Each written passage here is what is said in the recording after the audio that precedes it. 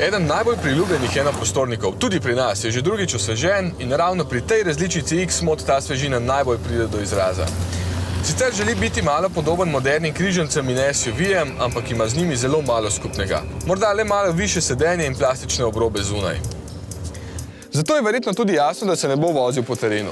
V bistvu je prav škoda. Se spomnim, ko smo na naši spletni strani prvič objavili vohunske fotografije tega avtomobila, še preden je uradno pripeljal na ceste, in ugibali, če Renault spet obuja serijo RX-4 s štirikolesnim pogonom, ki pa bi bila malo bolj terenska. No, tukaj ostaja le sprednji pogon, za slabše podlage pa vas bodo pri Renaultu napotili do Koleosa.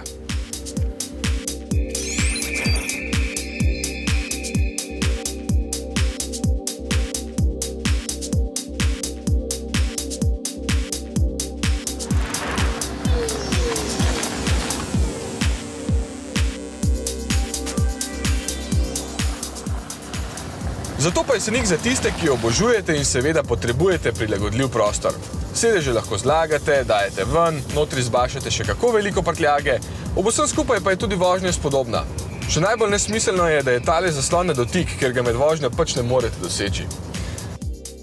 Na cesti ima zanesljivo lego, morda še največja novost pa je pri novem oziroma prenovljenem Scenicu motor. Samo 1,2 litra delovne prostornine ima tukaj in kar 97 kW, to je okoli 130 konjev. Da se premakne z mesta kar traja, ker je motor pač majhen, turbina pa še spi, potem ko se dobro zavrti, pa lepo potegne in še dokaj tih je. Poraba sicer ni ekstremno majhna, na testu se giblje med 7 in 8 litri na 100 km, kar pa je še vedno sprejemljivo. Dizelski motor izberite samo tisti, ki se vozite res veliko, ker je precej dražji. Tudi takšen Scenic ni poceni, stane preko 25 000 €, kar se meni zdi preveč, kljub temu, da ima zelo bogato opremo.